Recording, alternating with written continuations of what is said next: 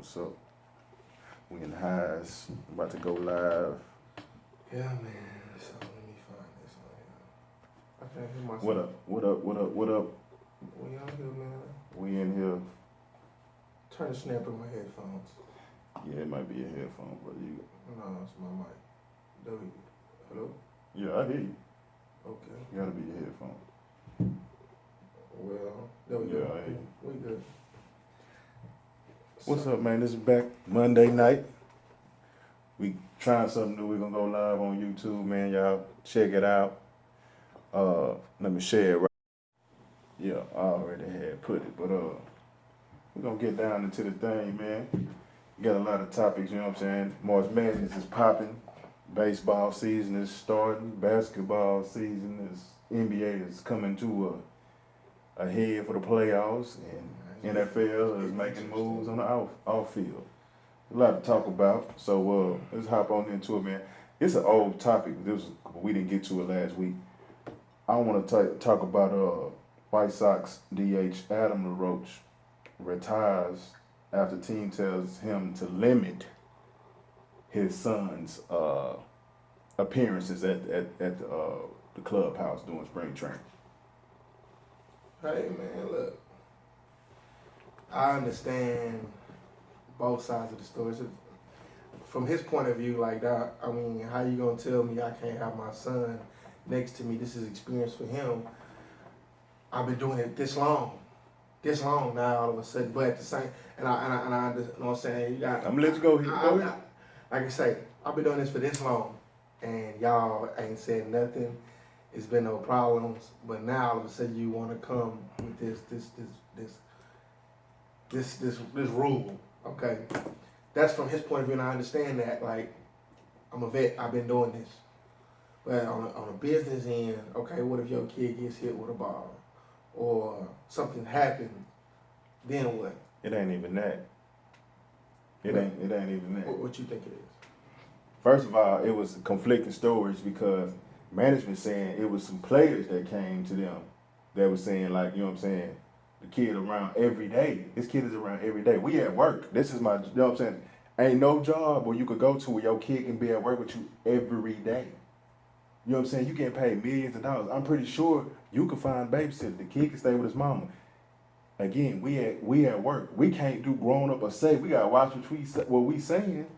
You know what I'm saying? It's bad enough you gotta watch what you're saying around the reporters. You gotta watch what you're saying, you know, in the media. You know what I'm saying? But then I got a kid, you know, I gotta watch everything. I gotta tailor really how we act around this kid. You know what I'm saying? This Especially really what go on in the clubhouse. Yeah, that's, you know what I'm saying? We can't talk about certain things. You know what I mean? It's like it's not a kid environment. You know what I'm saying? Right. And then they didn't tell him that he couldn't bring the boy.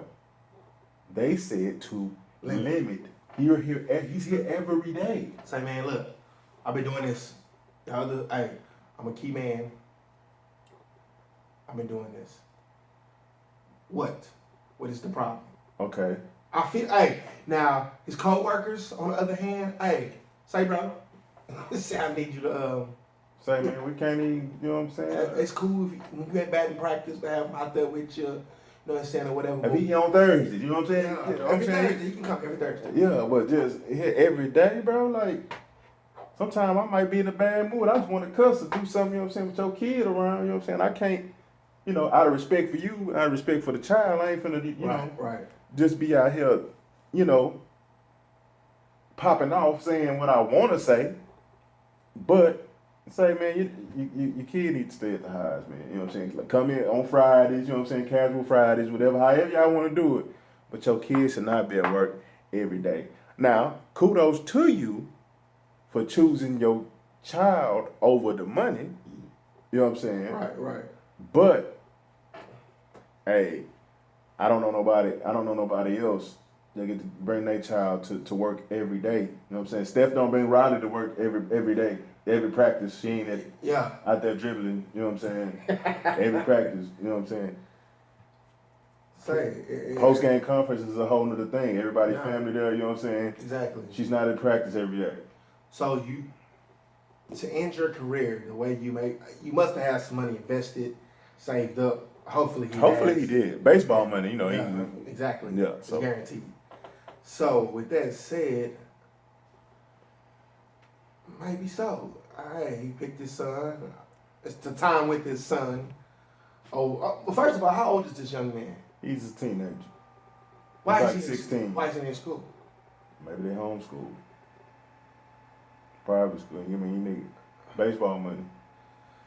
I was thinking like, why isn't the kid at school? You know what I'm saying? Like, what's going on? Privileged Like, kids. Or was this on a break or summer break? nah, you know what I'm saying? For spring training, you know what I'm saying? This is Spring baseball break? spring training. No, it wasn't spring break. This kid was there. You know what I'm saying? I'm just thinking maybe he got a home tutor. Maybe he's not. You know what I'm saying? Right. Like I said, baseball money. You know what I'm saying? But to be at, like you said, this is we're a at job. work, This we're is at work. professional. Yeah, I can't scratch, I can't spit, I can't talk the way I want to talk. If anybody that plays sports that's watching this, It's you know how it is in the locker room. It's an adult environment. Yes. At work, even Listen to the type of music that we want to listen to in the locker room because we have young men here. You know what I'm saying? Because I know if my kid was in the locker room, I wouldn't want y'all to be doing that. So I wouldn't do that if somebody else's kid was in the locker room. Exactly. So again, it ain't about the kid. You know what I'm saying? The kid was mild mannered. He wasn't nothing about him. It was just about a kid being in an adult environment all the time, every day. It's not. No, man, you can't. Not at all. I can't. You know what I'm saying? I can't do it. You gotta think about the other teammates. But like I said, he walked away. How much money did they say he gave away? I didn't even. Being that he retired, I think that their contracts are guaranteed. Being that he retired from the game, I think he still get the insurance. Go back on the insurance. So, I had to look into that, but I think. hey man, get your bread. Hey, family over everything. Therefore, I guess he really a lot of people said he was about it. Hey, more power to him. I'm not knocking him. I'm just finding it odd that just because somebody tell you can't leave, man, to walk out like that, you must have one foot out the door anyway. That's what you know what I mean. And that was just the ending of it. Yeah. So I ain't not even. But moving forward, we got one topic. Had a fight this past Saturday. Andre Ward against Sullivan, light heavyweight. Ward been gone for about three months. He been missing, man. Yep. He been missing for a while. That was his first light heavyweight fight. And to me, he won every round, except one round when the ref, about the ninth round, when the ref took his, deducted a point for a low blow. But other than that, fair, hands down, beating, square. That was supposed to be a warm-up fight for Kovalek. Some people say Kovalek's been ducking, coming up with every excuse in the book why they can't box. Ducking Ward. Yeah. To the avid boxing fan, because I don't know. Hey, Andre Ward, that real deal. I heard Andre Ward was pretty nice.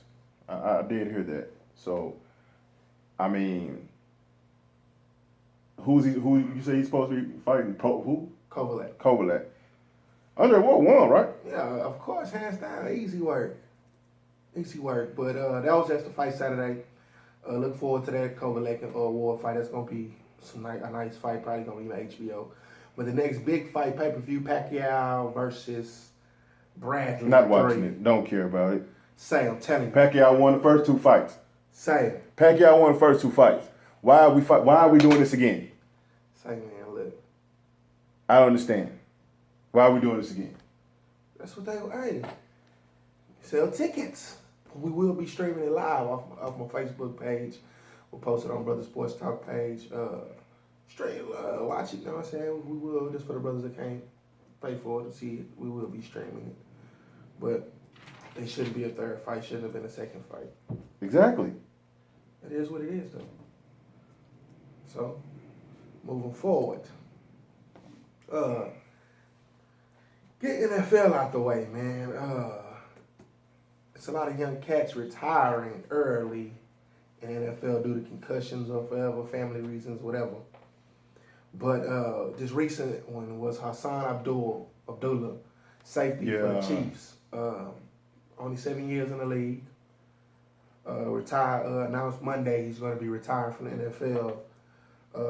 Says the concussion he got in the prior season it didn't sit right with him, so he's not going to take that chance. He says it's not worth the risk of his health of continuing to play after the scare that he got with that concussion. So he decided he's going to hang him up like I say, after 7 years. Hey, way I see it, 7 years in the league, that's a lifetime. You getting that pension, you know what I'm saying? You eligible for your pension, so get that money. You know what I'm saying? Walk away. Hopefully, you know what I'm saying. He was smart about his money, and so I don't blame these cats, man, for walking away. It's a game. Hopefully, that'll wake some of these cats up to be smarter with y'all money. That way, when something do happen, you know what I'm saying, you got something to fall back on, and be ready to walk away from the game and start you another life, because you still have another life to live. Right. After the NFL, after sports, period. So. Oh, I had to look up. Adam LaRoche had 1 year and $13 million left on his contract. 13 mil. So, hey. Just to clear that up for the people.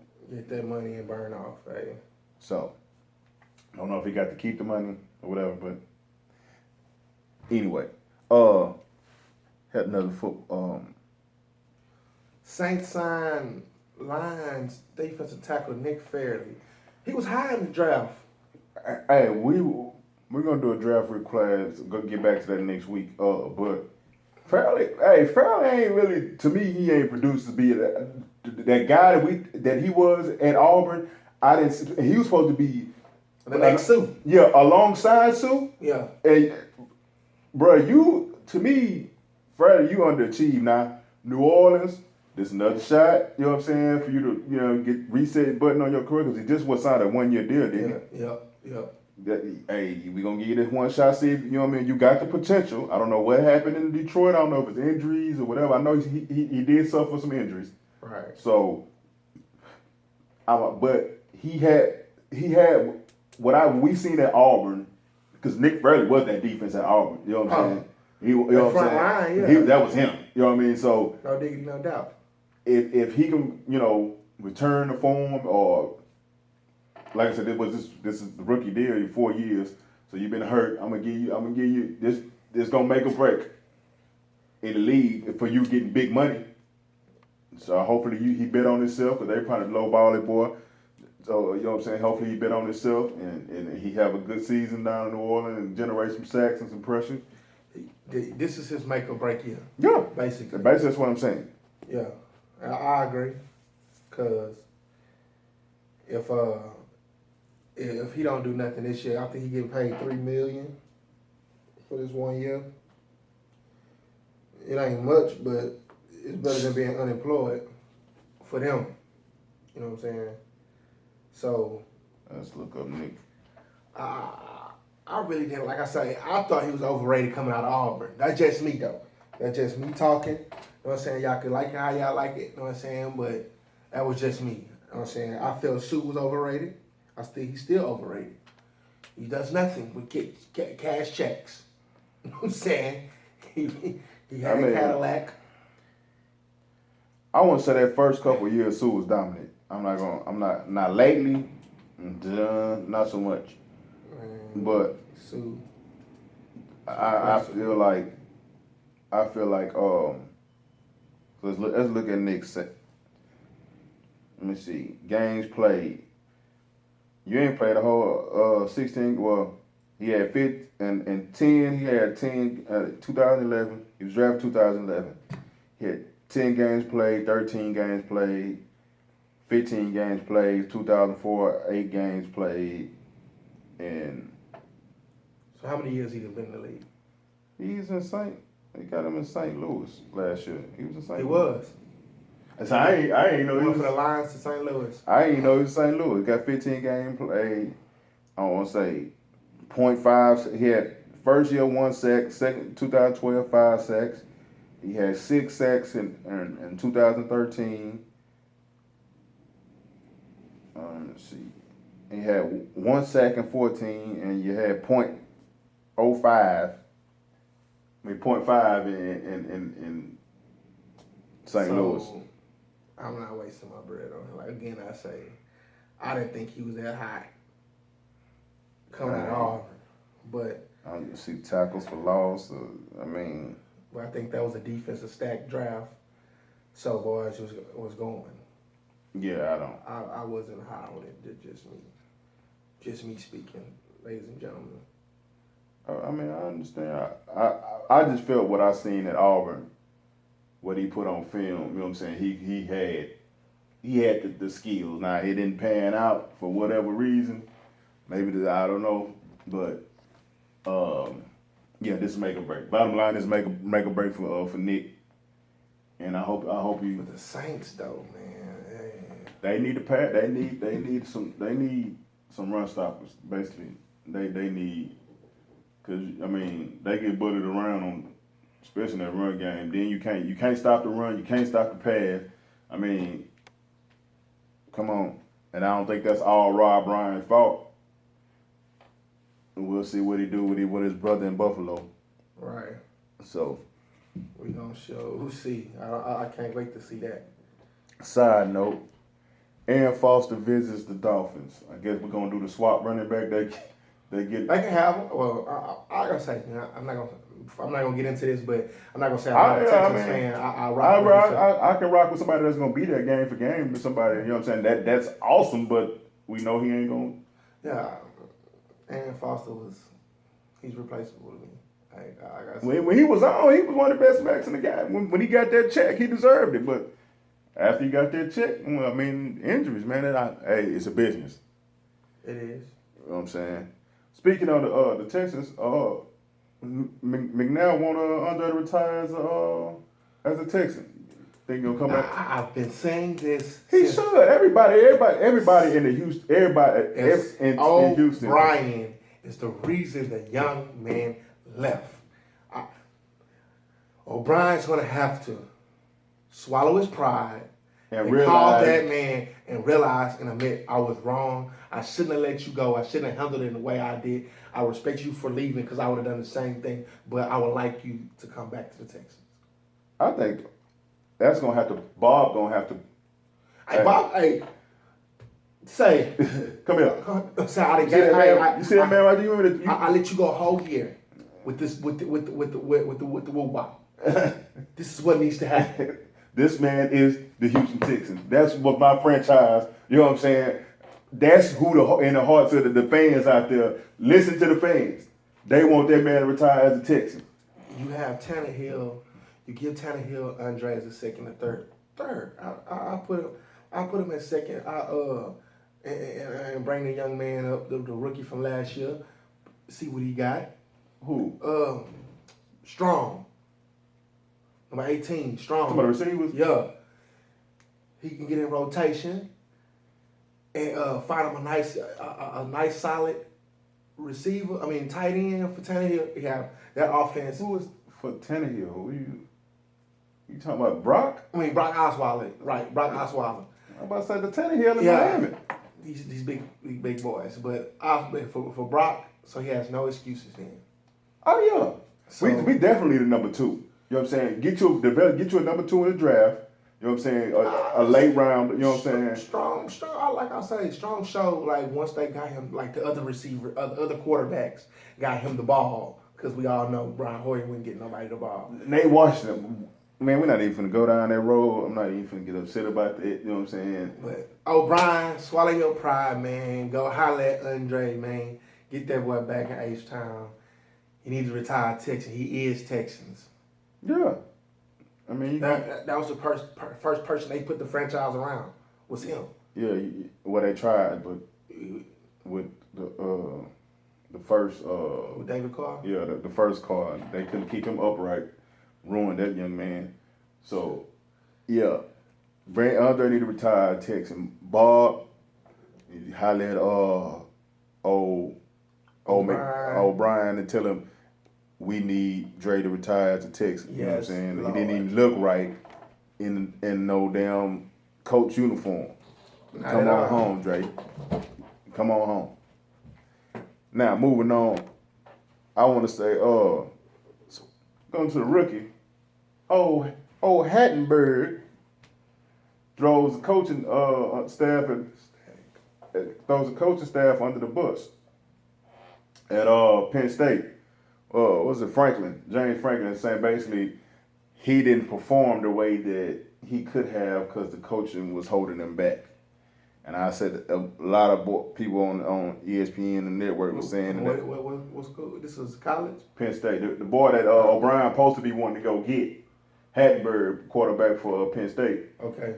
He, I guess, asked about his why he didn't live up to his potential, and he basically threw the new coaching staff, under the bus.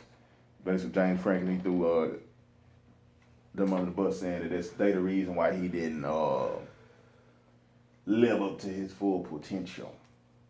And like I said, some people were saying, he was being honest and he could have been, but at the same time, you can't throw your coaching staff up under the bus. You're the NFL quarterback. And like the lesson RG3 had to learn in Washington was, you are the quarterback. You getting paid the big bucks. You are the face of the franchise. You're gonna get the credit. You're gonna get the blame. So, like Michael Smith said, that's just like letting the new coach know.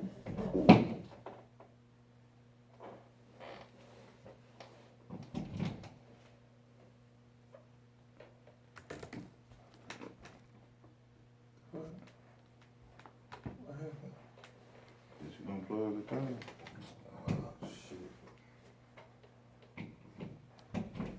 We back on, y'all. Sorry about that. Yeah, taking my fault. Juice did that.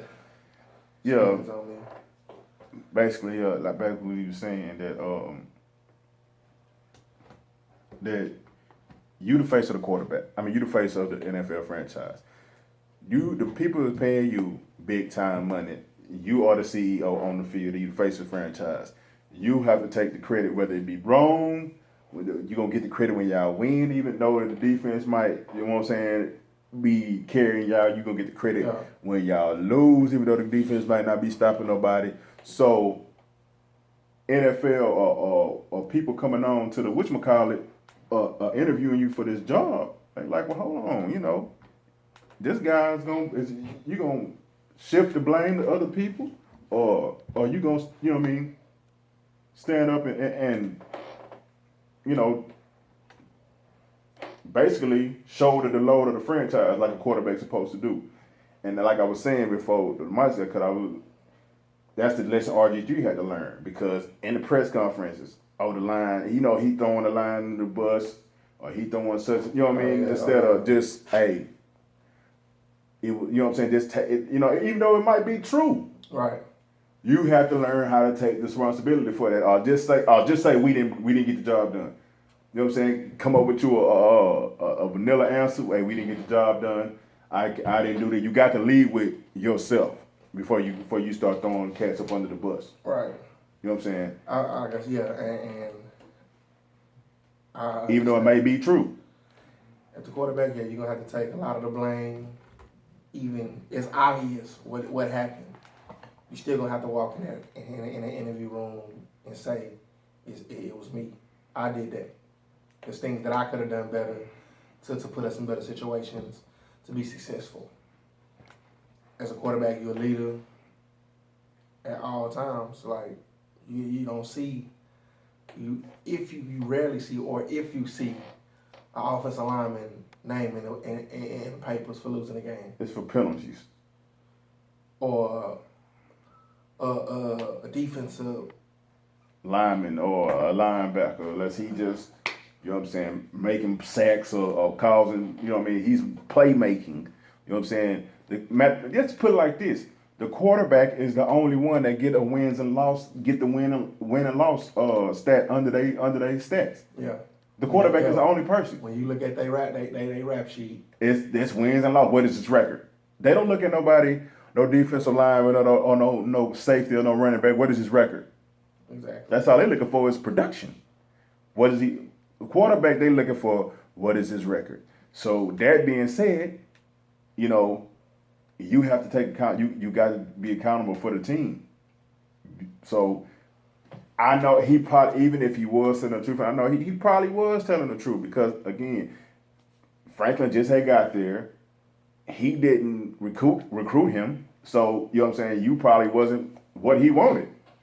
And you know how coaches come in, they want to bring in But who they want to bring in. you know, he had talent, so Franklin was like, you know what I'm saying, he used him for what it was, but for you to just put that on the coach like that to me, that's a red flag. Like, you know what I'm saying, this guy ain't gonna take accountability of the franchise.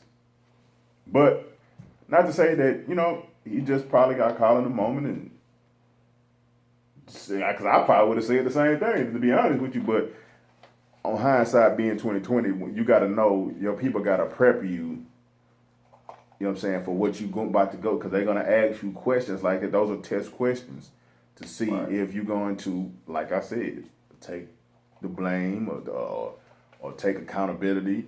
Right. And you know what I'm saying. People's got to understand, like, if you just focus on you when you answer the questions and what I could have done, that's the only time you need to be about me.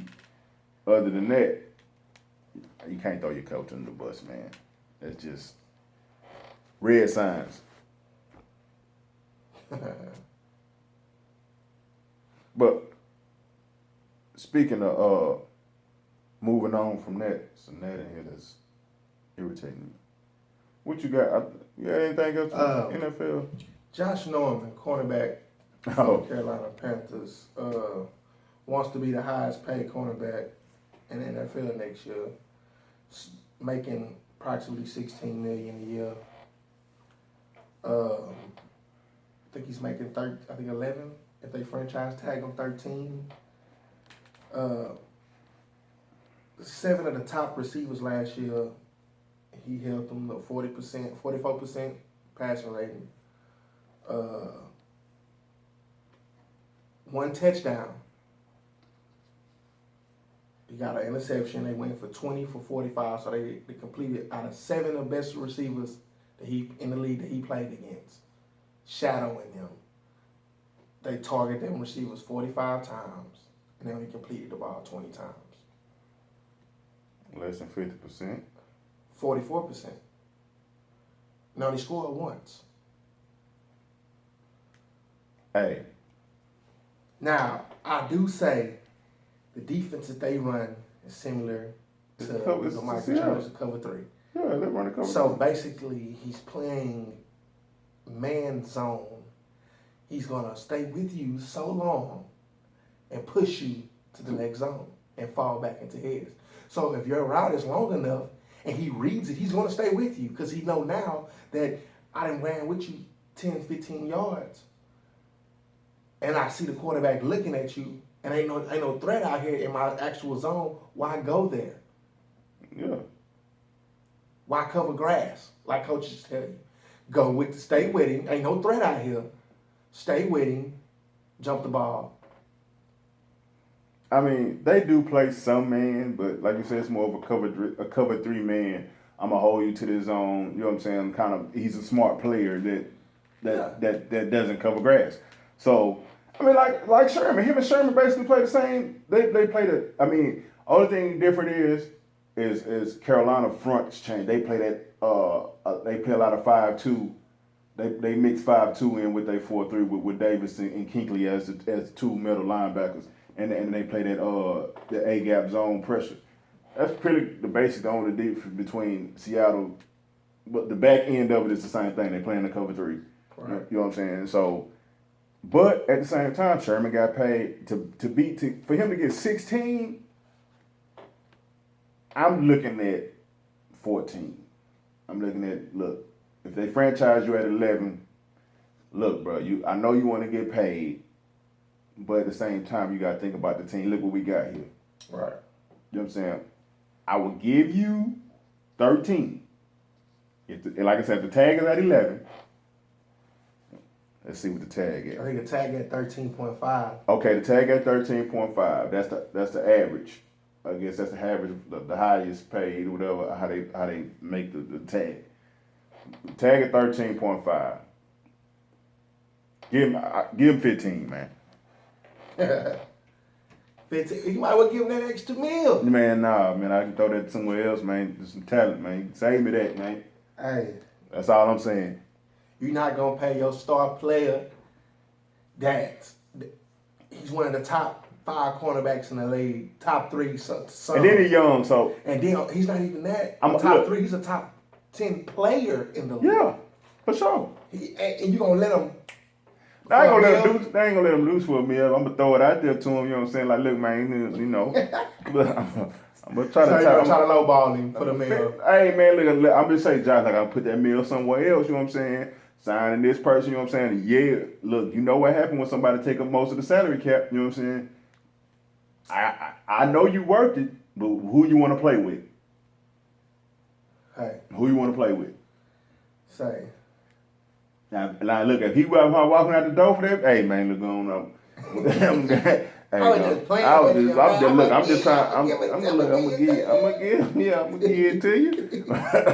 But I'm just saying now, when your team is when the rest of the roster ain't filling out, I'm gonna say, Josh, you know, you got to pick up that slack, that secondary. That's what I'm saying. So, hey, you might think it's $1 million, but hey, that $1 million can help me sign somebody else. Real talk. And they did sign another. They signed Boykin. Yeah. Yeah, and that's what they were missing because Peanut old and hurting, and Finnegan old. That Boykin might fit in, play that cover nice cover 3 too, because Boykin pretty decent at man. Yeah, I agree to that. So, you know what I'm saying.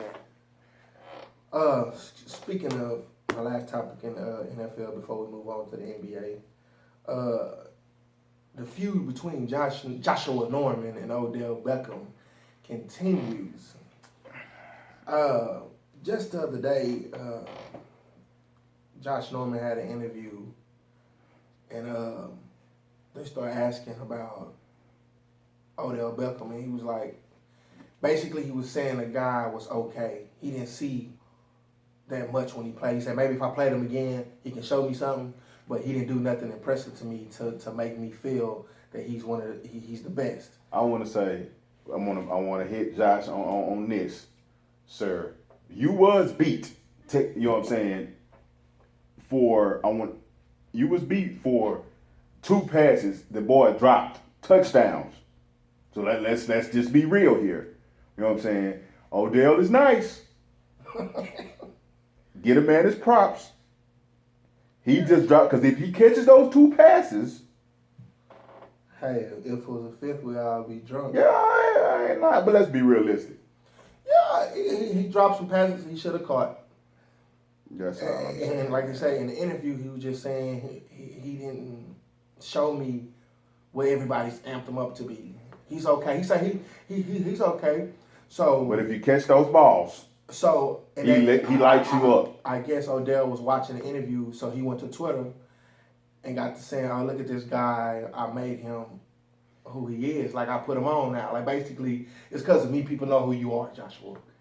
Yeah, So after like, that, I guess Josh Norman read the tweet after he finished doing his interview and tweeted back like the boy Drake said he went from trigger fingers to Twitter fingers, just going at him. And later on, Josh did an interview and they asked him what was his top 5 receivers. And he was like Julio Jones, Antonio Brown's hands down. And he named, I think, Demaryius Thomas, somebody else, and he named Benjamin. And he's like, I have to name Benjamin, even though he was out last year, because that's my teammate. He say, so they was like, so Odell Beckham's not in your top 5? He say, man, this is my top 5. He said, it's not y'all's or nobody else's. He say, true enough, Odell Beckham was a nice receiver. He's in the top 10 for sure. He say, maybe he could do something soon to get in my top 5, but right now, he's not in my top 5. He said he's top 10 for sure, though. Hey. So people tried to make it seem like a big deal about was he hating on Odell? The people he put, the four he put, was arguably, maybe he missed D. Hopkins. No diggity, no doubt. I'd have took the Demaryius Thomas side and put D. Hopkins. Yeah, but the other guys he put was arguably the top of the receivers. Only person was Benjamin. And you got to understand, okay, he put him in the top 5. That's his teammate. That's his teammate. And he still gave Odell his props, top 10. Look, first of all, top 10. Let's be real about this glut coming at y'all, man. Let's be real about it, man. Stop all top this 5. Odell top 5 to me. Odell top 5, but again, that's in my list. First of all, why you get mad on another man's list? That's his list. That's female-ish. To get mad because you ain't on another man's list. That's his. Now, why is you worried about it? You know what I'm saying? So you go on Twitter, you know what I'm saying, and pop off because this man tell you a say, not even to you, a say to an interview that's being asked he's been asked questions. So why are you mad because this man say that you ain't in the top 5? That's to me, that's real female-ish. You know what I'm saying? And or to even say that he felt that you made me like he was. Come on, man. How did you make him when he had made a name for himself as one of the top corners when y'all played? That was why y'all basically stayed in the game, because he had the billing as one of the top corners in the league. So how did you make him? Oh, dropping the balls made him? I guess all them headbutts and helmet-to-helmet contacts. Man, that he was handing out made him who he was. Check that cord right there. All I'm saying is, man. And then what's so crazy? They're not going to play next year. They don't play each other next year unless they make it to the playoffs again. They make it to the playoffs. That's how Odell make it to. If you made him, make it to the playoffs. So that's all I'm saying. I just feel like it's just real. It's just real awkward to me that another man is getting mad because I just like, if you make a list about all the best linebackers that ever played at Hastings and I'm not on your top 5 list, I ain't finna. That's your list. You feel what I'm saying? Like, so okay, you might not be on my list for the top 5 receivers. You know what I'm saying? I'm not finna get that'd be blasphemous, but look, hey. I feel you though. Again, it's my list. Right. I mean, again, that's a female trait to get mad at somebody because you don't make their list. You know what I'm saying? And then especially how you think you don't make his list after all that happened on the field between y'all? Come on, man. Stop it. Matter of fact, it's coming up about that time. I think, boy, he might have made the list for that move on the cool. You think so? He might have made my list. I feel you. You get mad because somebody that didn't put you on their list of top 5 receivers? Like, who cares? Why would I care about what you say? Again, that should just give you motivation to you know what I'm saying? That should just give you motivation to make it to do better, get to the playoffs and see him again. Right. Instead of going on Twitter. But I guess that's the new generation now. Twitter is so readily at their fingertips, they just go ahead and. Of course. Well, when we put it out there, you know. But hey, it is what it is, bro. Ham. But moving on. You gonna get college basketball or NBA? No, NBA. Yeah. I got a question. And like I said, I've been looking at this, I've been pondering this, you know what I'm saying? Who is the best NBA team right now? The Spurs or the Warriors? They split. First game we felt Pop didn't play the Spurs, you know what I'm saying? Second game, he played, I want to say, the question is I ask because they only 5 games apart. The Spurs, for the Warriors to be on this record pace, right? the Spurs are only 5 games behind them, and half of their people ain't playing half the season. Outdo the rest. So and the Warriors been going balls to the wall trying to chase these 73 games. So who really is the best team? Because again, this team ain't really. Now, what if they started with a play every night? What if they was going ball? Do you think they would have made up those 5 games or probably surpassed those 5 games? And being like one of them that, Pop strategically loses games, you know what I'm saying? Doesn't coach Right. certain strategic games just to see, you know what I mean, to get the feel. So who really is the best team? Because again, when the Warriors won that championship, the Spurs got put out around the first round when they lost to the Clippers in a 7-game series. Right. So who's to say y'all didn't meet the best team in the West to go to the championship? And everybody know the Spurs have been the flag bearer for the West. You know what I'm saying? For a minute. Since the Tim Duncan era. I mean, between Shaq and Kobe having a run, you know what I'm saying? Right. But, the Spurs are basically, you know what I'm saying? What's the word? Basically, they're the standard. They're the standard bearers for the NBA. So, like I said, who is the best team? To me, I'm thinking if Pop played his players, how Golden State playing their players, I would have to believe that they would made up those 5 games. Yeah, of course. I would say so that goes back to the question: who the best team? What we got to go by, what we have to go by. I'm still gonna ride with Golden State. Like I say, when I see no one in the NBA coming out the West besides San Antonio and Golden State. Simple. I know we got Clippers fans. I like OKC, no diggity, no doubt. But OKC to me only can beat San Antonio. They can't beat Golden State. They can't. They can give them a game, but they can't beat them. They just in a 7-game series. That's just me. But I don't see nobody stopping Golden State, man. That's just me. Like I said, I think the Spurs have a legitimate shot. Well, everybody got their pieces to the table. Everybody bring everything. Because again, like I say, they did not beat the Spurs in that run last year. So Steve ain't ran up against Pop. You know what I'm saying? And Pop that's his only thing has been how to stop the Golden State. He said it publicly. That I have not thought about how to beat a team as much as ever as I've been thinking about how to beat this team. So, like I said, I don't know.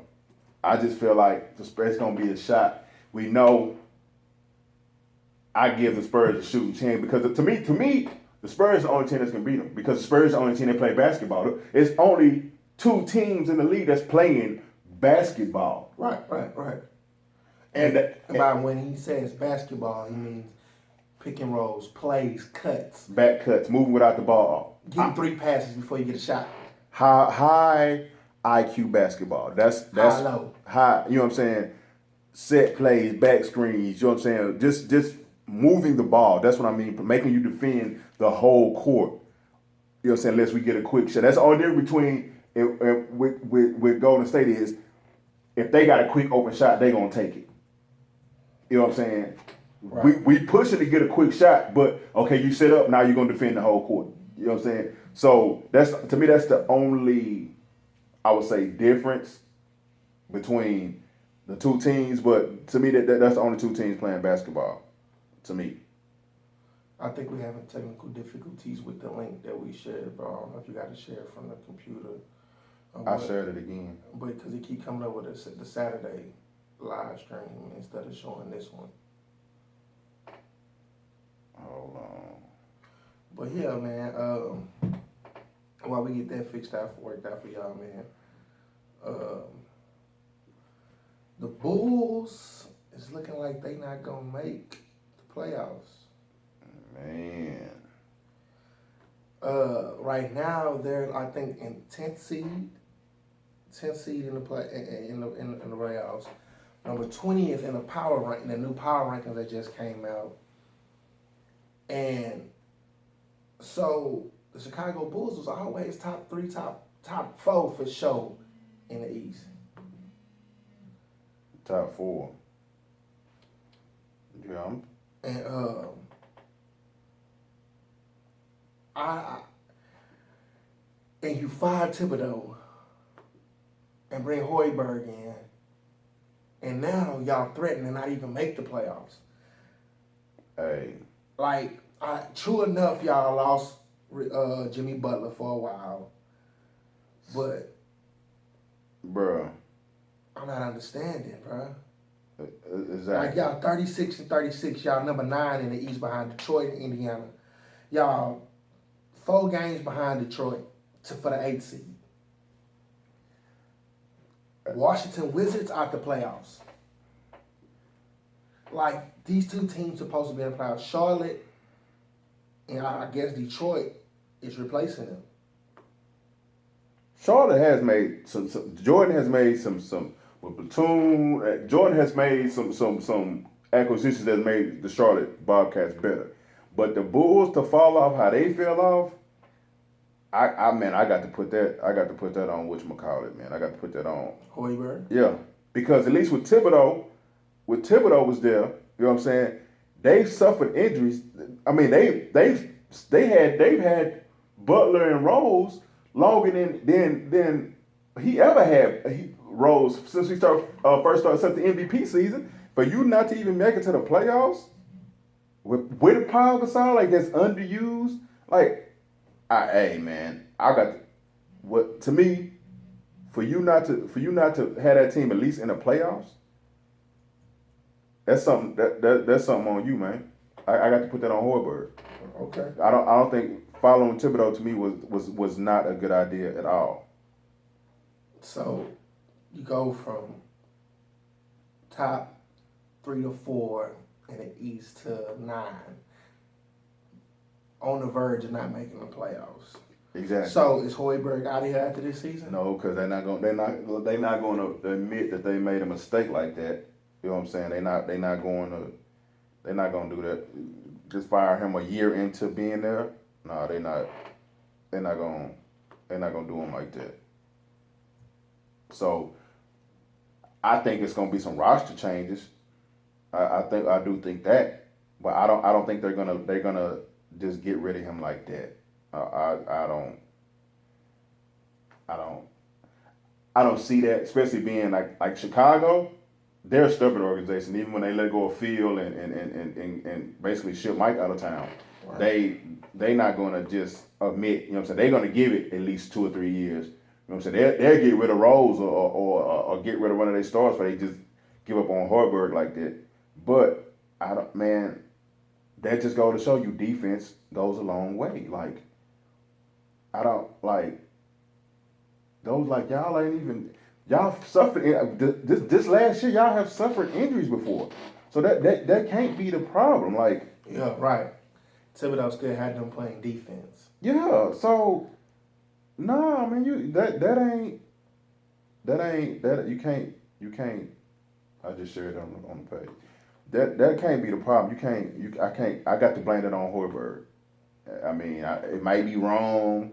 People might not agree with me, but you go for that. Just like the Rockets shouldn't have fired Kevin McHale. That wasn't his fault. Right. Something's wrong with their team, with the chemistry. I think Kevin McHale should have never been a coach from Jump Street. That's just how I feel about it. He should have never been the coach because he wasn't the Rockets. That's not the coach the Rockets need, and the Rockets still don't have the coach that they need. I mean, well, who? That's aside. I mean, in fact, I'm boycotting the Rockets. I mean, talking about them. They don't deserve to make the playoffs. I don't care if they do make the playoffs. They don't showing up Saturdays. And when you click on the link, ain't nothing coming up. But Don't boycott the Rockets, man. It's I'm online. I'm looking at it. Well, I'm going from the page. you could probably look at it on YouTube, but it's not letting us share it. But for the people that I posted the link online, you can't see it. Well, just go to YouTube, man. If you can't see the link, but Blake Griffin is cleared, but still got to serve. He's cleared to serve his 4-game suspension, basically. So, what do the Clippers do now? Well, he gonna be back for the He's gonna be back for the. It's showing when I click on it, it's showing us right now. When you click on it on the page, Yeah, let me see. and it's on the page you can straight see it, but we working through this, y'all. So for y'all that's watching, you know what I'm saying. Or maybe on the computer because I'm on a computer, but it's showing. The date's wrong, but it's showing us right now. Somebody told me they clicked on the link and it wasn't coming up. Click on the new one that's on. It's on there now. The latest link. But yeah, I to me, I don't know. To me, not I was watching ESPN. They brought up an interesting fact that they was wondering like why didn't Doc make start him serving the suspension earlier to get him back earlier. Like, you know what I'm saying? I was like, that's something I think Doc trying to get this boy out of there. And that's what my next question was. Do you think Blake will be gone? If they don't make a deep run in the playoff this year, I think so. Or CP gone, cause Stephen A was like, if they don't get out of the first round and go deep into the playoff this year, Chris Paul gonna want to go to be with LeBron in Cleveland. And they get rid of Kyrie? Yeah, or make Kyrie a 2, like what he really is. Then he gonna be a liability on defense, which he already is. I don't know about that. That's interesting. That's just I just put that together. That's not. So That's not, you know. Chris Paul won a ring. Like, that's the only person I know out there that deserves a ring. Like, I wouldn't be mad if he went and ring chased. Like, I really wouldn't. Because he poured his heart and soul out in New Orleans and got nothing. Yeah. And got nothing. You know what I'm saying? He came to LA thinking they was going to put something around him, put a young boy around him. It ain't enough in the West to get over that hump. Then Golden State come out of nowhere, busting. At first, you only had to worry about San Antonio, Dallas. You know what I'm saying? Them Texas teams. Yeah, the Rockets. I mean, you know what I'm saying? Even though they wouldn't. Now you got to worry about Golden State. Portland coming up. Portland balling. Yeah. They ain't let them McCullough. Got them boys working. Exactly. While we was on the Cavs, J.R. Smith getting sued for $2.5 million for a choking incident that happened a while back in front of a nightclub in New York. Same nightclub that Thabo Cephalosha got into it with the cops with. Filed charges on, but nothing ever happened. Says the guy sued him for the 2.5 say they got in an argument or something, and J.R. Smith just started choking him. I supposedly have it on camera, but nothing has came up. J.R. Smith made a statement that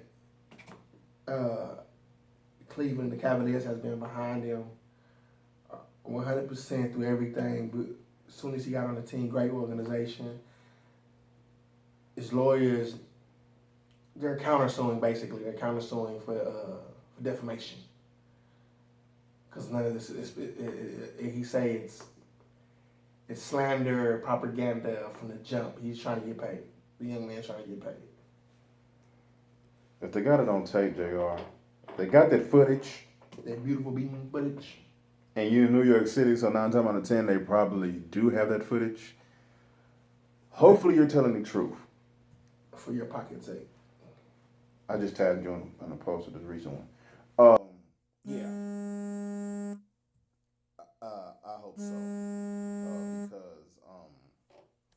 yeah, they kind of got you. You know what I'm saying?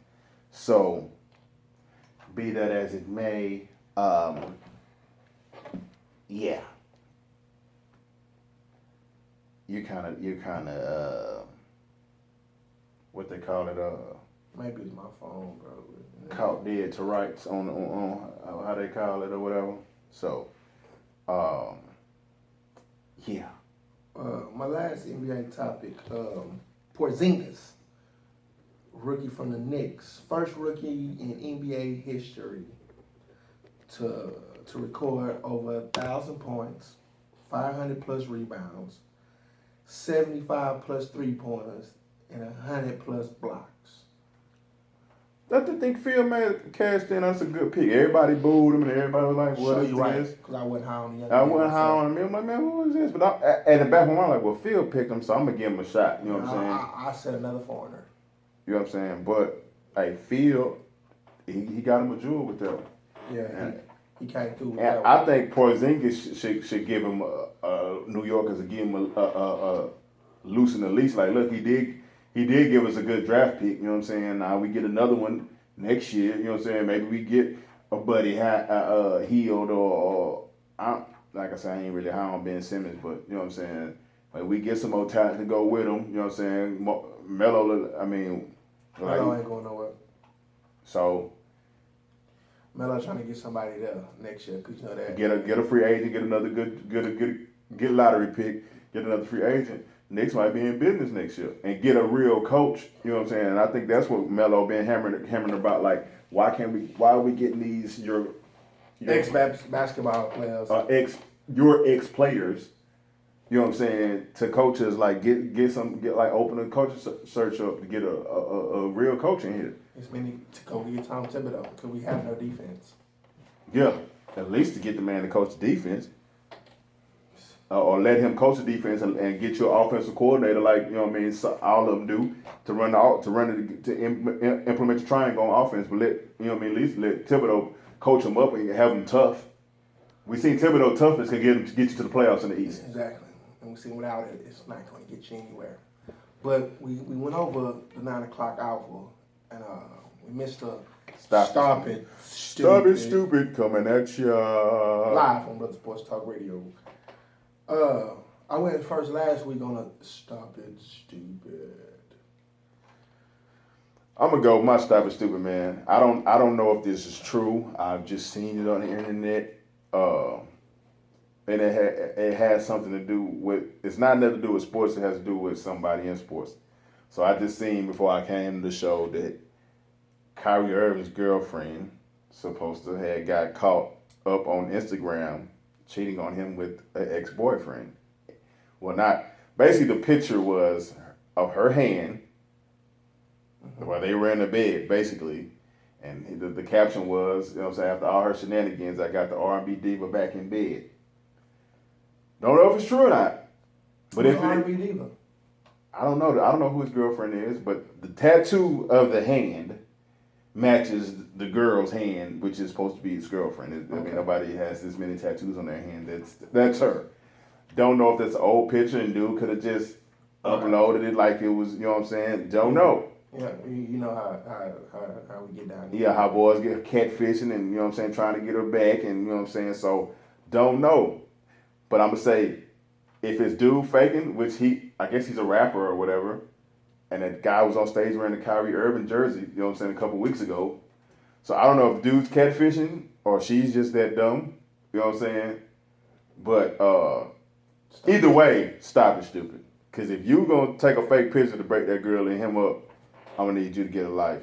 And if you stupid enough to be going back to your ex-boyfriend when you got a max player, you know, an NBA player, I'm going to need you to stop it, stupid. So either way it go, is the story true or the story not? Stop it, stupid. Because one of y'all tripping what y'all says. My stop and stupid moment, sports related. Boxer Adrian Broner recently got a warrant for his arrest for armed robbery.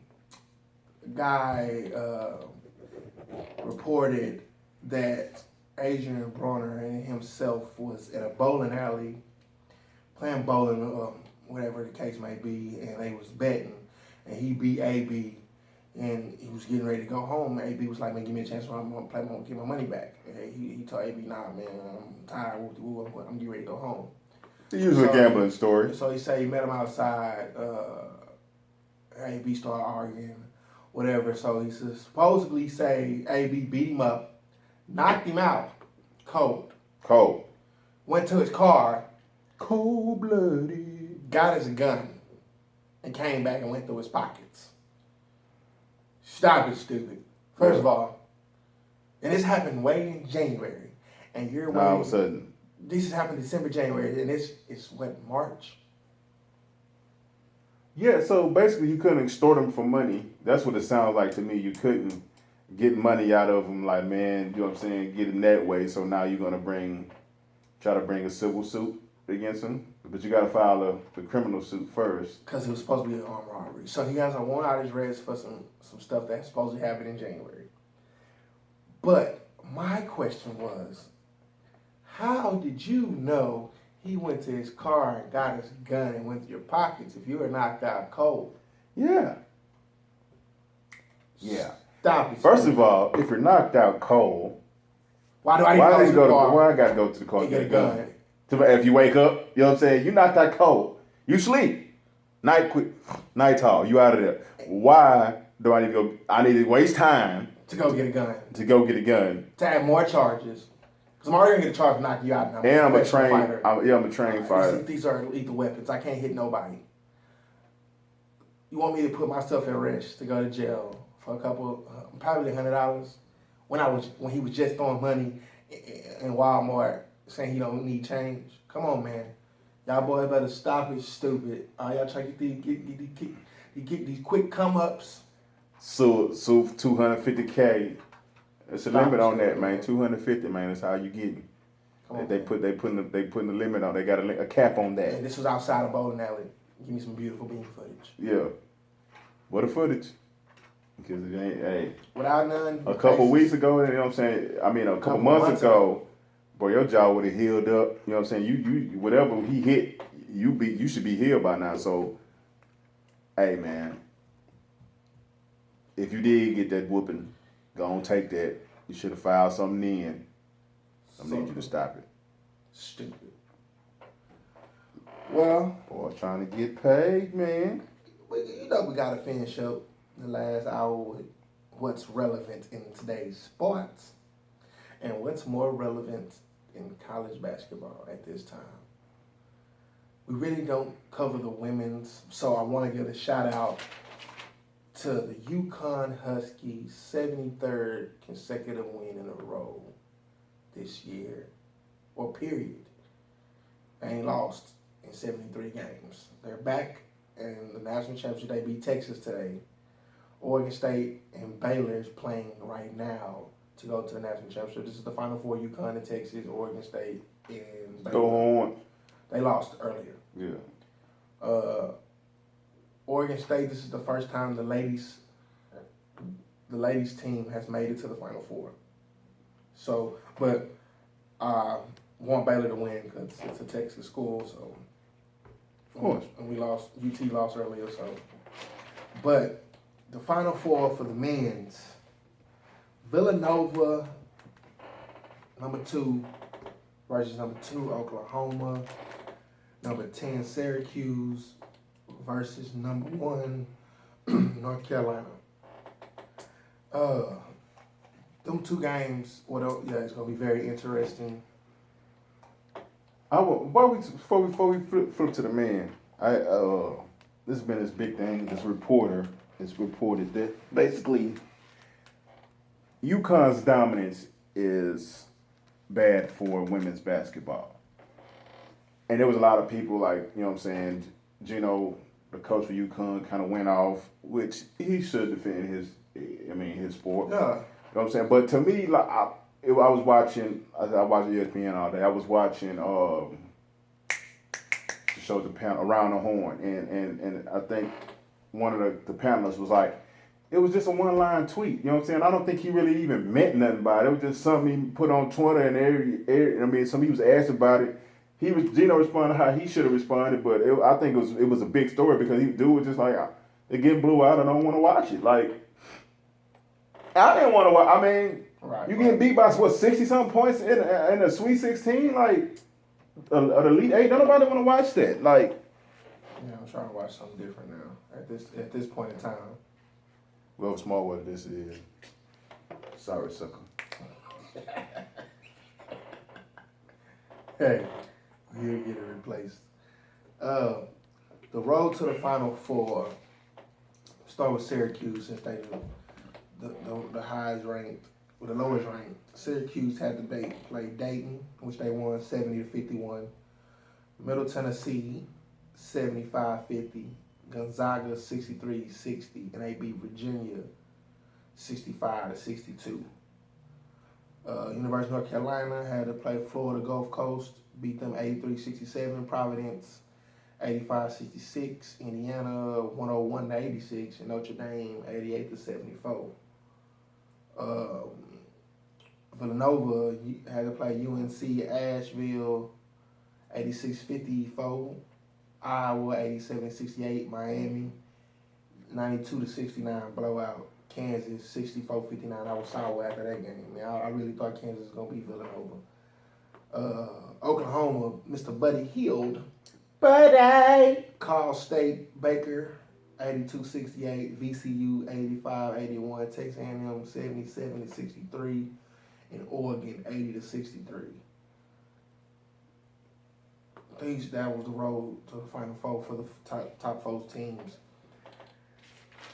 Speaking of Oklahoma, young Buddy Hield. I told y'all, boy, buddy was the man. I told y'all. I give you two of them, baby. I told him. Say, I wasn't high on a young man until these last two. I told him. These last two tournament games. The young man said he seen Kobe in the most building. complete player in the tournament. He seen Kobe in the building. He was like, I had to show out. So he was like, blame Kobe. Or whoever this is too, about to get drunk too. Don't worry about it. Yeah. Buddy, man. Shaboing boing, buddy. I told man, look, I seen this boy snatch the Longhorns hard. Longhorns had the game won. This young man came, pulled. I don't remember exactly the sequence of what happened, but I do know the boy single-handedly took the game in the last couple minutes. Right. To me, like I said this last week, to me, he is, I want to say, the most complete player that's coming up in the NBA draft. I know Ben Simmons, y'all, he got potential, he got this, he got that, but if I need somebody to come in right now. Hey, he dropped 37 against Oregon. Come in right now. I know Coach K was happy about that. And we'll get to Coach K later. I need Buddy. To me, he's got to go in the top three. I said, okay, you put Ben Simmons over him. Okay, you pay. I know NBA is about paying potential. Yeah. But to me, grades and you didn't even get your team to the NIT. You didn't get your team to the NIT. Okay. Red flags with me. Sorry. Buddy, senior. You know what I'm saying? He's more of a grown man. To me, he's ready. To me, he could come in the league right now. Somebody draft him, give you 15, 5, and 2. Well, drop 30, 60 man before. And if he get on the right team that push him and coach him right, he might come in the league dropping 20. I feel that as a rookie, Buddy can give you 15. That's what I say, at the least. As a rookie coming off the bench, give me 15. He gonna start. Buddy gonna start. Depending on where you get drafted. 76ers, y'all coming up. Might be a good fit. because you probably because if you get the lottery pick, you damn sure don't need to pick another big man. Speaking of, I know we missed this in NBA. They are talking about trading Jahlil Okafor. We was gonna get to that. You know what I'm saying after we talked about that, but we might well roll on in it. Philly is talking about putting Jahlil Okafor on the block With Embiid. because Embiid He's gonna be healthy this summer. gonna be healthy. Now Philly, you were gonna be my stop it stupid. You know what I'm saying? But I decided to go another route. But you damn near made it. But I didn't put because this is Philly. Philly doing what Philly does. First of all, you draft 3 big men. Back to back to back. Who does that? Then you're going to get rid of a solid guy in Okafor that's improved. Like you got rid of Michael Carter Williams, which was stupid. So you're going to put this guy, you just traded him, you just drafted him, number 2, number 3? Something like that. In the lottery, you just drafted him. And you're going to get rid of him. I think he went number 1. No, dude in Minnesota was number 1. Okay, number 2 then. Yeah, he was number 2. No. He's number 3. Because Lakers had number 2 and they picked the guard. Russell, right. Yeah, they picked Russell. Right. You number 3 pick. And you're going to trade him. And Embiid supposed to be. They say Embiid got the same potential as Okafor. It was one of the same players, so they'll rather go with Embiid. They feel he has more upside. Embiid is more athletic, but to me, the time Embiid played, he wasn't getting you. When I seen the Embiid, I seen that Kansas wasn't as polished offensively as Okafor. But again, these are the 76ers. To me, Embiid, injury prone. Okafor, Joel Noel, injury. All they big men they didn't draft it. injury prone. Hey. All the big men really in the league that's been coming up lately, it's been injury hurt. Like, it's no stability in a big man. They 2 or 3 years they hurt. They got a nagging injury. Because once they hurt that knee or that ankle. Yeah, that's gonna if you shut them down for a year, that NBA, the rigors of the NBA season, man. Y'all mean? Anthony Davis been playing on a torn meniscus for 3 years. On a messed up knee for 3 years. Hey, I think he'll be all right though. On the meniscus tear, because I think he with the surgery now today too, his technology has got is a lot better. So I think he will be okay on the meniscus tear. And they shut him down now. I think that was a good move on them to protect their long-term investment, but it's gonna hurt him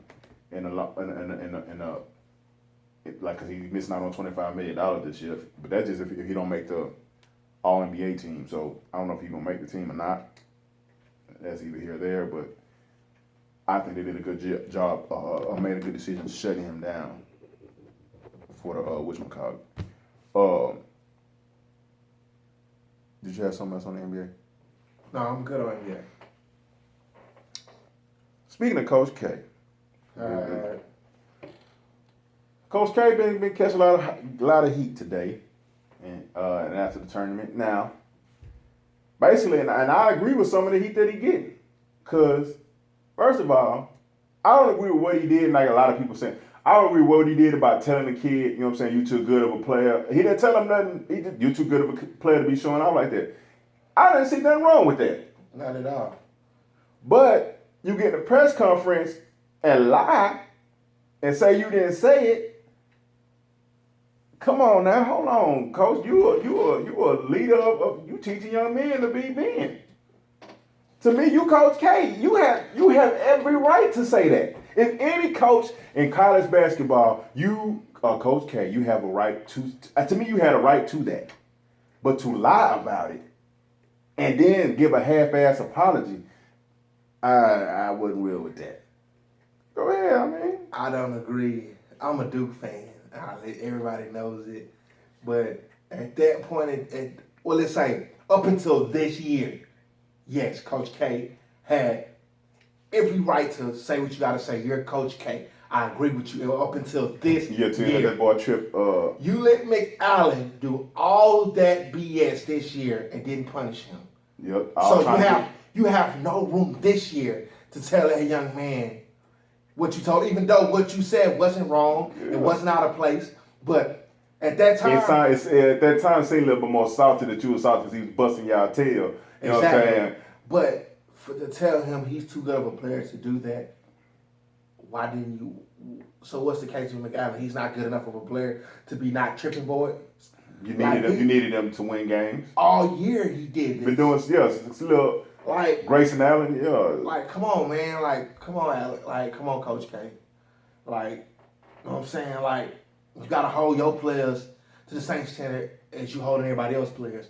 And the Coach K, again, I say it to this year, the Coach K that I knew, that wasn't gonna happen. Yo, you'd have got set down. I want to say he said Reddick down if I'm not mistaken. Man, he didn't say. If you violated, you're gonna get kicked out, transferred, and sat out. I've been seeing him punish way better than Allen. To me, I think he didn't feel like he had no team this year, and Allen basically was they clawed their way into the tournament. And we all seen what happened after that. So like I said, for what he did, I don't see nothing wrong with it. But for you to lie about it, then basically, but you saying that the kid lied. Basically, I don't think he was thinking about what he was really saying at that time. Like as far as what he was saying was calling the kid a liar. You know what I'm saying? Like making it. But when he said it, when they first asked him, he was like, "I know what I said, but whatever he said is right. We're gonna go with what he said." You know what I'm saying? You say whatever you want. He's like say basically telling the reporter say whatever you want to say, whatever. Whatever we can go with whatever he said, but I know. Well, come on, man. I don't see that young man unless but today's kids, I don't put nothing past them. But this is the Elite Eight. You don't think these mics is on out here in today's media? Man, you stopped. Y'all was the first handshake. You didn't think that was gonna be. You didn't think the mics was right by you. You didn't think they was on. They got it on mic. They mic'd it up. The coach said exactly what the kid said. They played it out on ESPN. He said exactly what the kid said. He said because the kid said he was right, and he was like the kid. He said you're too good of a player. He's like you're right, coach. He said you're right, coach. You're right. I shouldn't be doing that. I respect you. Boom, boom. They played. When they got the words underneath the caption saying what is being said, yeah, bro, they got you. You know what I'm saying? That's why everybody could then Samuel said it off. Oh yeah. On Twitter, he the one because everybody with nobody, and I give people like social media don't do nothing. Yes, it does because if Samuel don't go off on the rant, nobody says nothing about it. Because that's the tweet everybody uses to jump off with Coach K getting the pass. Because to me, you lied. Like, to me, if you say, you know what, I was copying him on, maybe I shouldn't have told him nothing like that. You know what I mean? But you're Coach K. Right. Like, to me, that wasn't. I didn't think he thought he was gonna get confronted on it.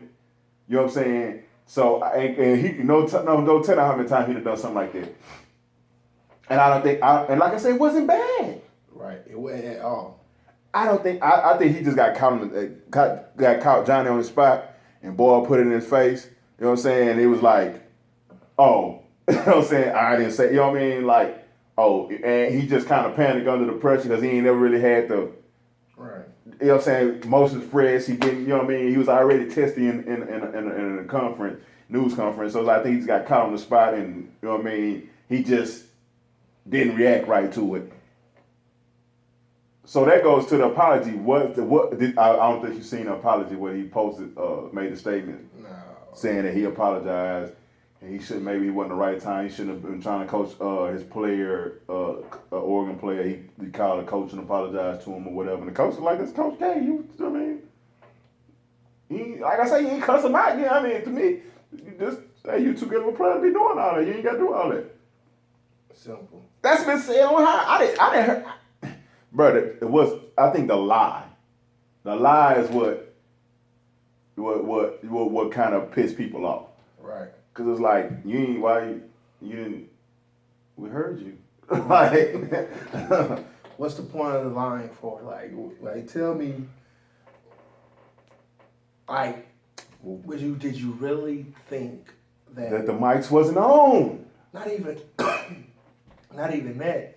That out of all social media today, it is nothing said on a football field, a basketball court, or sporting event. Period. Is not caught on camera or tape or recorded.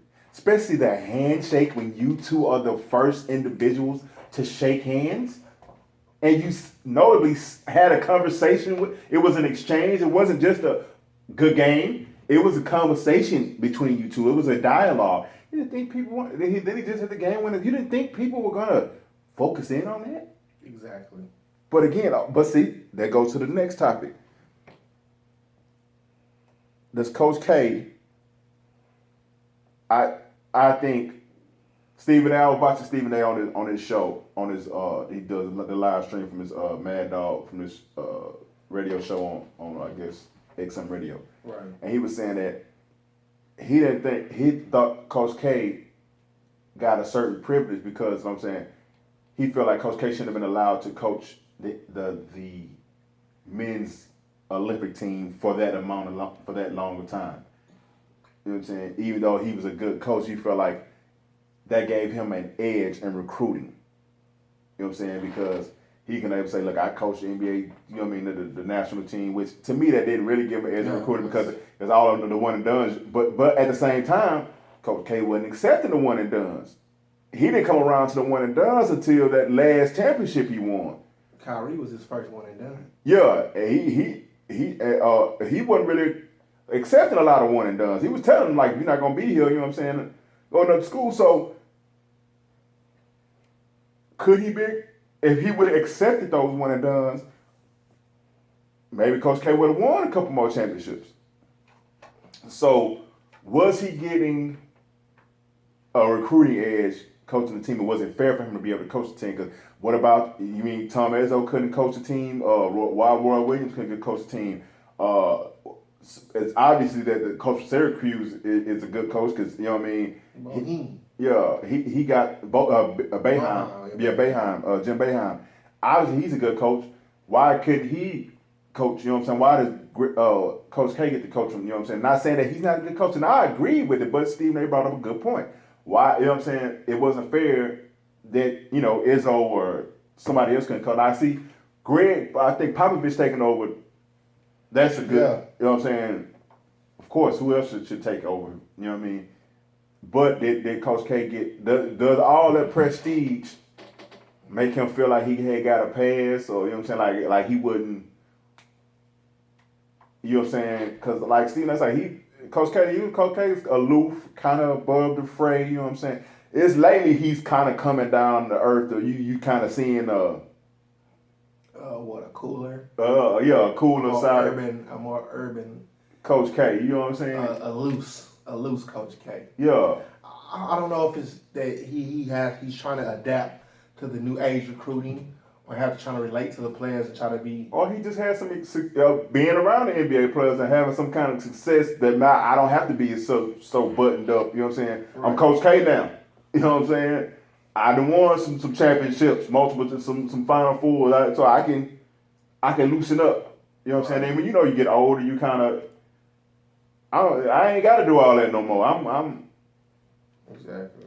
Back in the day when Christian Layton and them, when they was winning, I felt like he felt like he had to be buttoned up like that. But I just think him getting older might be has something to do with it. But I just feel like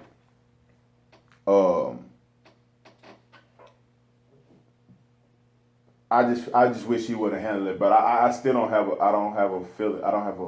a problem with nothing what he's told the kid. Yeah, you know what I'm saying? at all. far as the Olympic, him getting what Stephen A was addressed for him getting a upper hand in recruiting.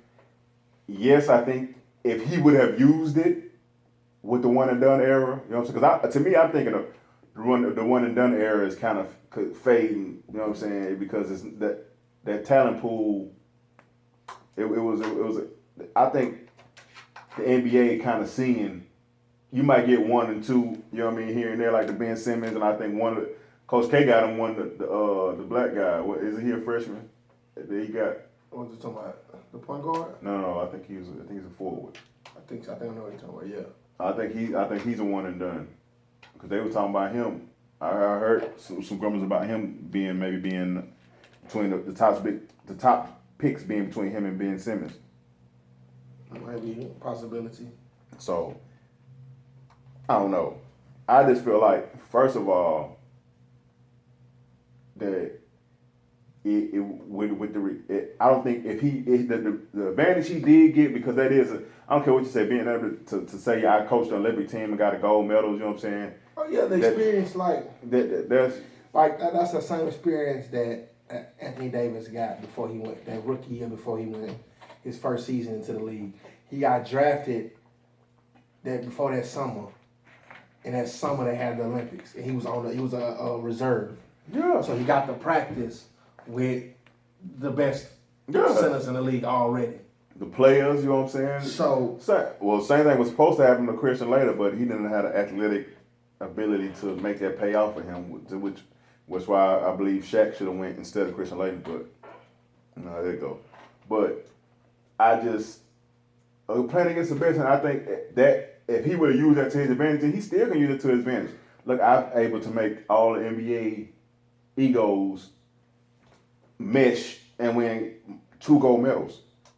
Right. I mean, we'll get the best players in the world. You can't tell me that ain't a selling point when you going being Coach K itself, and I've coached 2 gold medals. Like, but again, I don't believe he used it. Because, like I said, Calipari was getting all the one and dones because he was taking them. Right. I mean, they got him one championship in the Final Four, and but he was doing got him a champion Memphis because that was his first team full of one and dones. Yeah. With Derrick Rose and who else was on that team? I can't even remember. For what, the Memphis team? Yeah. Peterson. No, it was a 2 guard. But D Rose was the main person on that team. Yeah, he was in, but I think they had 1 or 2 more draft picks off that went high off that team. But yeah. Speaking of NBA, I know we on college, but I seen something about Mr. Howard talking about going back to Orlando. Bye. Ain't nothing in Orlando, but Talking about he speaking of he wanted to make it right, or he didn't feel right about leaving, and he had a connection with the community or whatever. I'm with you. Bye. Demo back. Capella can give me what you give me. Yeah, deuce. Deuce out the roof. Bye. I ain't mad at you. See you with $1 billion. All that there. Because don't give him no max deal. But it's going to be a sucker out there that's going to give him a max deal. I hope we're not that sucker. Oh, come on, man. You already know that. But if he wants to, Daryl Morey is going to sign him. I already know this. Craig done put to the test. Man, look. You ready to Dwight Howard?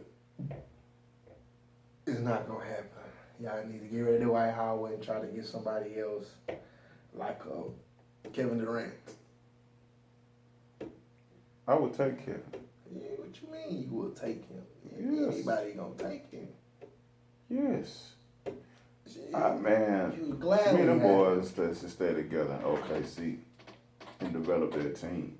But that's just what I They're say. not gonna win no championship together, man. They're not gonna win no championship together. Like I say, with the right coaching. I mean, to me, you gotta have one. Howard. Man, what's that dude's name? He got kicked off ESPN. Now he's on Fox Sports Net.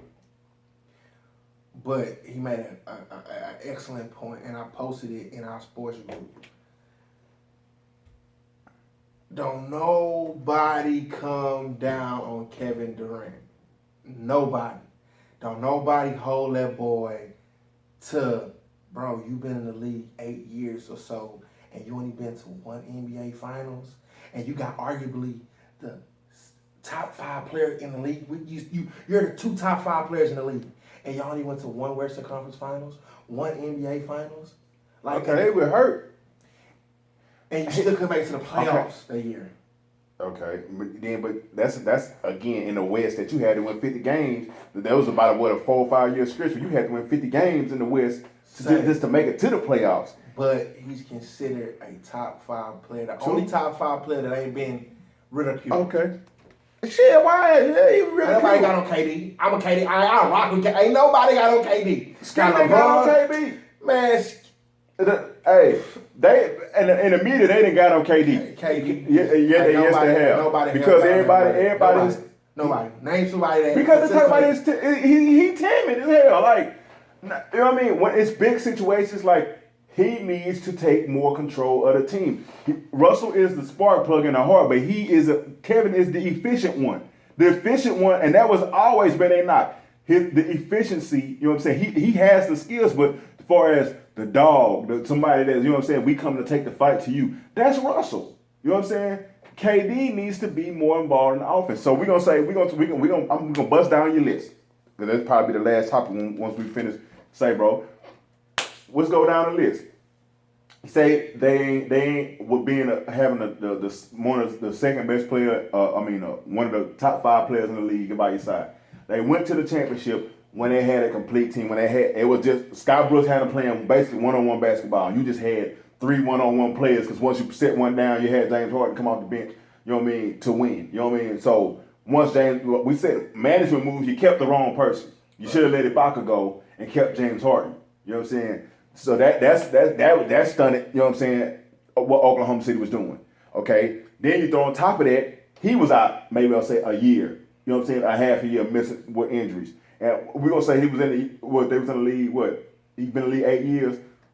He played 2 of them in Seattle. That's Oklahoma though. That's the same team. They just moved. But what I'm saying, in them 2 years, in France, you counting them years as in NBA, and we saying you said you only been to one NBA championship, and I'm explaining But that still is no excuse. When you in a trash team? That's the process of okay. Again, we already know. Took their team to the. Again, that was you have arguably 2 of the top 5 players on the league on your team. Again, when they scoring and all, they wasn't together the whole time. Like one of them hurt. Availability plays a part. And then 2, Russell was hurt twice. Availability plays a part. Okay. All of it. Okay. Well, you said but you giving Russell the nod of being, and which I'm not disagreeing with you, but one of the top 5 players. But if he's not there, he don't count if he's not there. But you still can't make it to the playoffs. Well, you got to win 50 games in the West. Hey, you supposed to be that number 1 guy. And then with a team that the coaching staff ain't developing. If that's the case, James Harden didn't. Okay, again, James Harden had more help. James Harden, Dwight Howard, his second best player. But that team was set up. He had more help. He had a whole bunch of 3-point shooters with him. I took Oklahoma City. But again, Oklahoma City, they not developed. Again, they just get to the point where they starting to run offense. So he had to load by himself. You know what I'm saying? With nobody, like I was saying, when Westbrook was hitting, like he don't pass the ball. Who in the hell was he gonna pass the ball to? Steph Lotion? Who he was gonna pass the ball to? That's some people to who? They just and Lamb, he was a young Lamb. So again, name somebody else they had that was gonna rock with him on a nightly basis, that was gonna hold him down like a Westbrook, that was gonna make and again, it wasn't like they was bottom seed of the playoffs. They was fighting 9 seed to get. They was missing the playoff. But again, you had to win 50 damn games, 50 games in the West to make it to the playoffs. Right. So I can't knock him for that. Especially when a half of my damn team offense is on the bench for what, 1.5 of those years, and then he gone for one of them and a piece of another one. So, because I want to say both of them are gone for 2 years, so that's 4 years out them being together that they ain't even on the court together the whole time of the season. So I can't knock them for not making it to the conference championship because they wasn't together. I'll knock them. And that's you. You can knock them, but I'm just speaking of fairness. Now I do call KD out for not demanding the ball and pressure situations, especially when they need to be efficient. Because Russell aggressiveness sometimes kills them because he shoots too many threes and he shoots a terrible percentage, which is basically a wasted shot. So but again, I can't. Boys will knock Russell, but I never seen Russell deny him the ball. When they come down the court, if he want the ball, Russell give him the ball. If he called for it, like, they give me the ball. I've never seen Russell, unless he got like an open shot, like he could go to the hole and you know what I mean? But other than that, 9 times out of 10, if he called for the ball, then he get the ball. So then that's my problem with KD. Why are you not calling for the ball more? You supposed to be the guy, you're the most efficient one. You know what I'm saying? You need to be the one to close the game. You know, we discussed this already. He don't have that dog in him. That's what I knock, and he's been called out for that. I don't know. He ain't been ridiculed like you're talking about. He's been getting major passes. Cal hurt. I'm telling you. And he ain't the only one that didn't report it. So I can go. Other reporters. Oh, Colin Cowherd. Yeah. You know what I'm saying? He didn't report it. I done seen. They didn't set it on his and hers. They didn't set it on another show. They said on first time they call the boy for They don't call that man out. Halfway is half the other people. The James Hardens, the Westbrooks. Man, I watch First Take every day, and Skip Bayless calls him out. That's one person, dude. You keep talking about this. And I gave you about 3 or 4 people that have said that KD don't get called out. Like okay, and it's their fault because they part of the media. Why don't they call him out? It's just don't nobody call that man out. Don't nobody hold. But they hold Westbrook more accountable than they hold him accountable. I don't think that the only thing call, and I've heard people call him out because he doesn't demand the ball more. They call Russell out because he's the one being aggressive and taking the fight to the people. But it's like and early in Russell's career, he was erratic. He was out of control. He was. That was the truth. You know what I'm saying? For every 2 good plays, he was giving you 1 turnover. But that goes again. I say to Kevin Durant. Well, he's not the number 1 in Oklahoma. Now again, that's why I say they would never win a championship together. Cause one is passive aggressive, one is we're again I 2 of the top 5 players in the league, and it's either you gonna be on or I'm gonna be on, or it's like when we on together, we unstoppable. But that's and it's not that's stopping them. It's getting the coach in there with. I see what Billy Donovan is trying to do it, but it's their first season, and he coming in on a messed up time with KD's contract. They should have bought Billy Donovan in 2 years ago. You know what I'm saying? He should have been in 2. Donovan's the answer. Like they need a hard nosed, in your face coach that's gonna tell Westbrook, bro, calm. They should have got Tom Thibodeau, but Tom Thibodeau don't got it. Their problem was getting to offensive sets, moving the ball.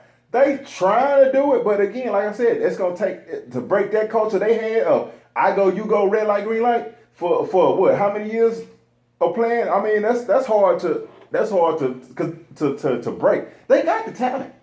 If they develop, I see that talent wise, they have just as much talent as Golden State.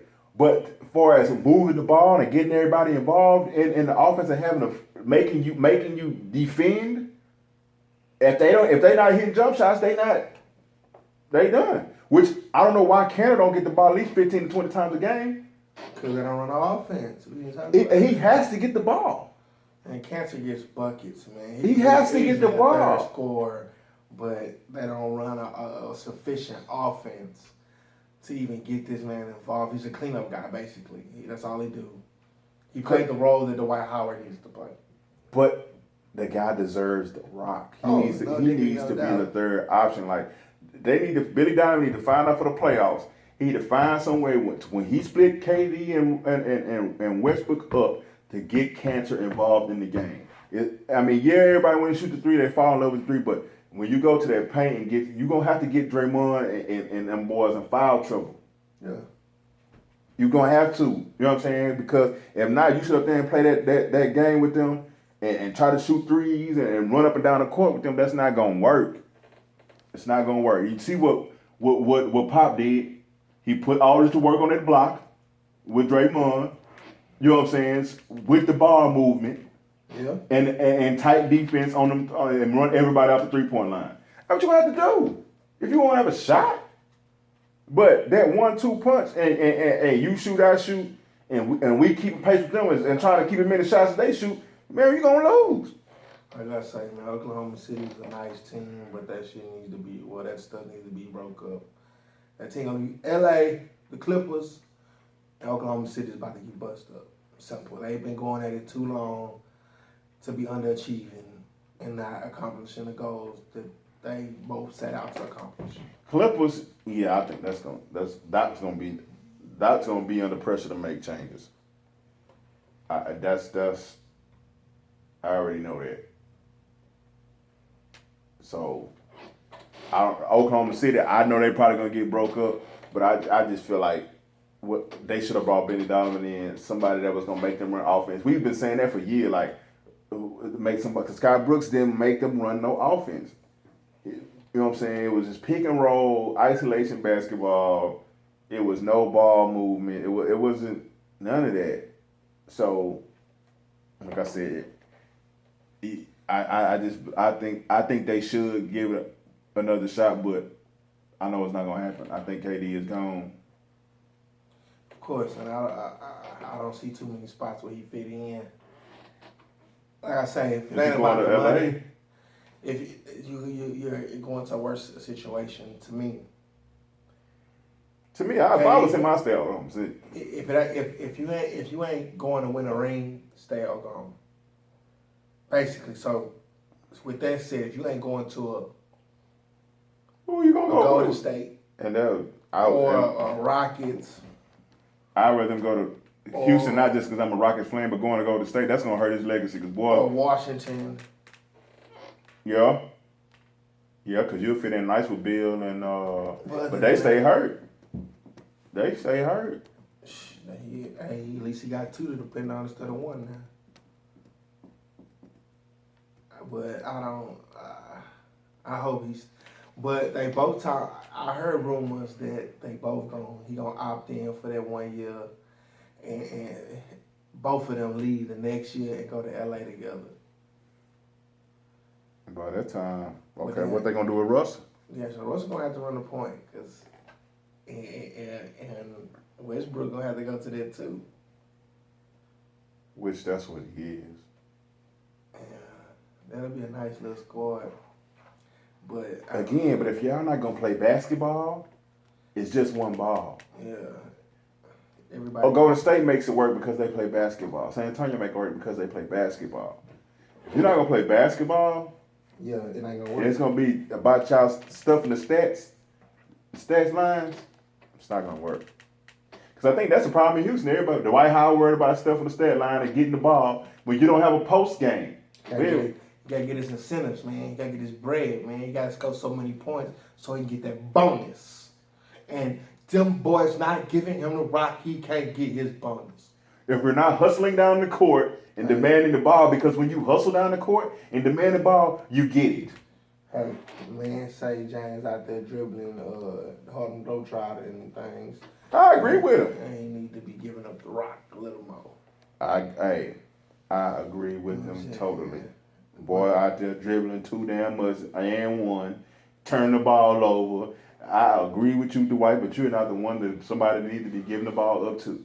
So, not at all. If it was somebody else saying you need to get a ball up, I will ride with that. But you, dog, He ain't no post game. You can't shoot free throws. You ain't on the court. They trying to change the rules just so you can play. I don't like that hack shit or that hack rule either. I don't like it either because nobody want to see that. It's to the point where you can It's foul corny. a dude out of bounds that on you that's not even in play. Like before he passed the ball in, you can foul him. Like that's the analytics. That's analytics for you. You know what I'm saying? That's where they come in at. The geeks and the pencil pushers behind the computer with the game, running the game of basketball. That's what's going on with that. But man, look. Hey, they know what they doing, man. It's working. It's working. But don't nobody want to see it. I know I don't want to see it. Don't nobody want to see that. Unless it's working for your team. And still don't nobody want to see. Man, and you got to pull the trick, which is coaching. I can't knock it, but you got to go to me. That's going with that trickiness, man. If you got to do all that to win a game, I want to see y'all who play it out. If you foul him while he going up to dunk and you stopping him from scoring 2 points, I respect that. Yeah, that's a hard foul. But just sending the man to the because we can't stop y'all on offense, so we just gonna send him to the line. Like, to me, that's weak, man. It's part of the rule, so I can't knock it, but it's weak to me. Pure crack a jack basketball. It's weak. So you can't play with them. So that's what you basically admitting that we can't play with you. I signed somebody just to take 6 fouls a game. It's cats in the league that's their job to take 6 fouls a game. Sad they ain't got them. Man, that's been. How do you think John Sally taking so long in the league? That's what to get buckets though. I'm talking about the later part, the last 5 years of his career. Nah, bro, he was a big body, which is cool. You know, hey, get that money. Juwan Howard stay in the league for what? No, he was done. That was. I can't believe. Went straight from the player to the coaching staff. That was crazy. Anyway, I don't even want John House should have been out the league. Like, that was the most bummish thing I ever seen in my life.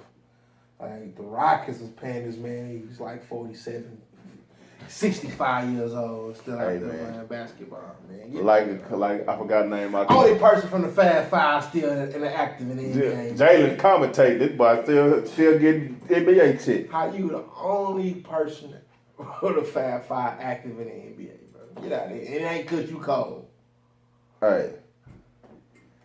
Once somebody told me, if you 6'10" or 6'9" and you can shoot a 15-foot jumper, you can have about a 15-year career in the NBA. And proved it. You know, we got 3 minutes left on the clock. We started a little late, but you know we gotta give y'all that say bro. Yes, sir. Say bro moment of the week.